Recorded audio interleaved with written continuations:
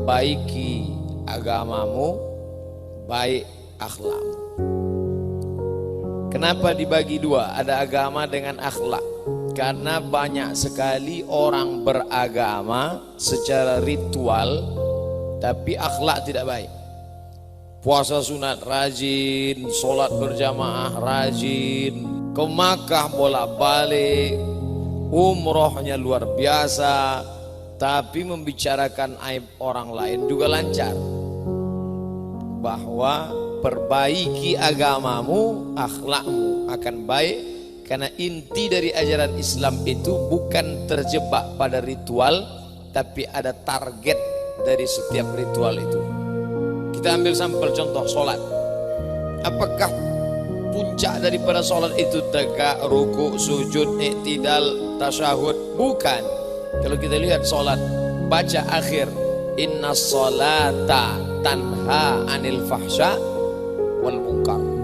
Ada visi misi target akhir yang mau dicapai, bahwa engkau sudah ruku, engkau sudah sujud, engkau sudah tasyahud, engkau sudah salam, tapi sebenarnya itu jalan akhir daripada sholatmu ketika mencegah perbuatan fahsya dan munkar.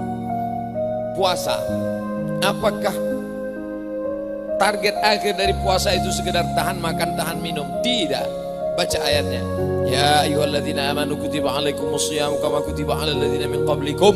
Puncak daripada puasa adalah la'allakum tattaqun, takut kepada Allah Subhanahu wa taala.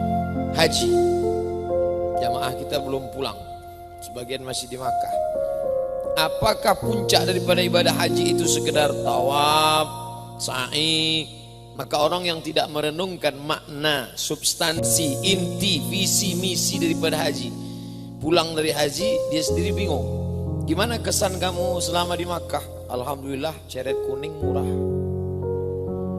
Dia tidak menangkap maknanya, karena dia lihat mutar-mutar, pusing-pusing, kata orang Malaysia, putar-putar, lari-lari, potong rambut, selesai.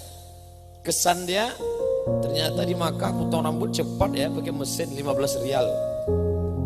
Padahal inti daripada haji adalah faman farada fihinnal hajja, siapa yang melaksanakan haji fala rafatha, tidak lagi ada rafath seksual, wala fusuqa, tidak lagi ada perbuatan fasik mungkar, wala jidal, tidak lagi ada kelahi, sumpah serapah, caci maki, kata-kata kasar.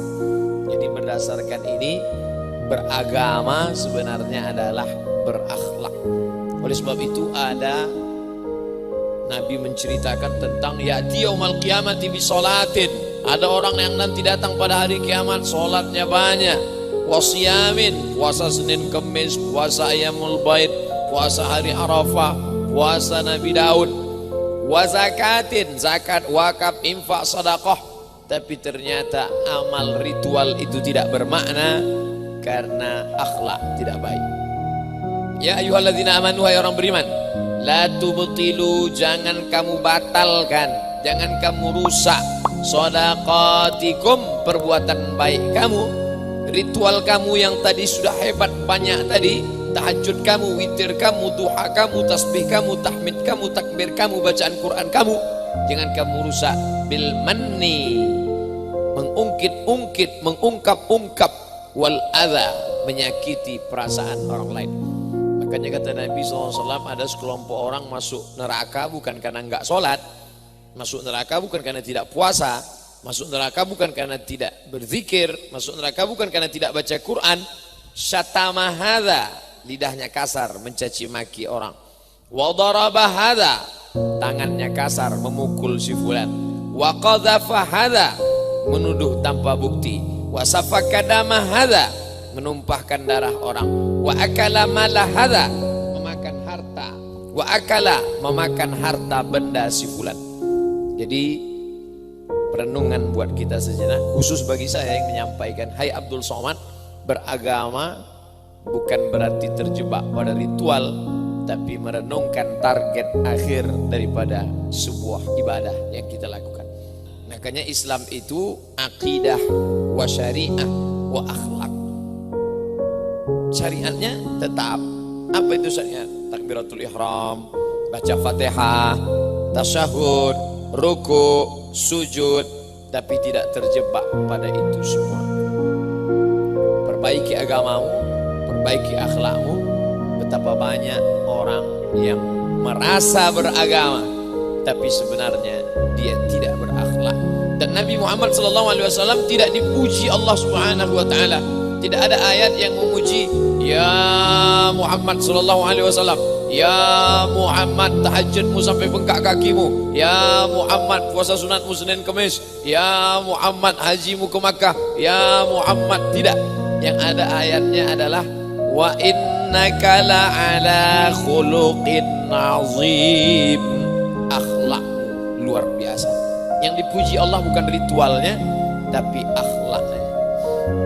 Tapi alhamdulillah rumah sakit kita tetap menggunakan bahasa Arab. Karim, utama tidak bahasa Arab. Karim selalu Allah Ta'ala digunakan Asmaul Husna. Allahumma innaka afuwan karim. Karim artinya dermawan, berbagi kepada orang lain. Dan memang rumah sakit ini mengedepankan akhlak, karakter. Tempat ritual nih, sholat di sini tempatnya. Tapi cahaya ritual ini menebar ke sana. Sebagaimana engkau khusyuk di sini, khusyuk juga di tempat kerja. Sebagaimana engkau di sini diawasi oleh Allah Subhanahu wa taala, begitu juga tingkat kejujuran di tempat bekerja. Karena kita full 24 jam diawasi oleh Dia, bukan diawasi oleh kamera CCTV, bukan diawasi oleh direktur, bukan diawasi oleh pengawas dari Inspektorat Jenderal, tapi yang mengawasi kita adalah Dia. Siapa Dia? La ta'khudhuhu sinatun wala naum. Dia yang tidak mengantuk, Dia yang tidak tidur.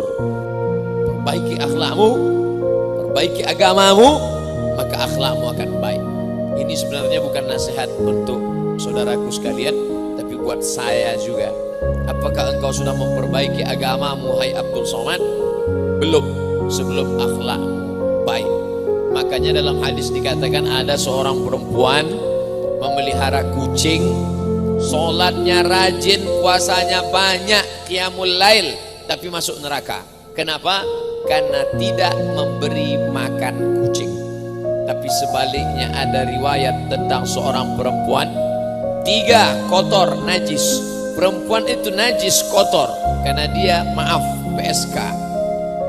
Melihat seekor binatang najis, kotor, anjing yang kehausan menjulurkan lidah, dia ambil air sumur dengan tempat yang najis, kotor, sepatu, tempat tapak kakinya. 3 yang kotor, perempuan yang kotor karena statusnya, anjing yang kotor, najisnya, sepatu sebagai tempat tapak kaki yang kotor. Tapi Allah mengampuni dosanya. Mengapa? Karena ada akhlak di dalamnya. Tidak sampai hati melihat anjing kehausan. Oleh sebab itu maka ketika seorang sahabat bertanya, ya Rasulullah, apakah berbuat baik kepada hewan itu juga sebagian termasuk tergolong kepada akhlak? Apakah dapat pahala kalau kita berbuat baik pada binatang? Apa kata Nabi? Fi kulli kabidin ratbin sadaqah. Dalam setiap hati yang basah ada bernilai sedekah, amal kebaikan. Perbaiki akhlakmu, perbaiki agamamu, maka akhlakmu akan baik.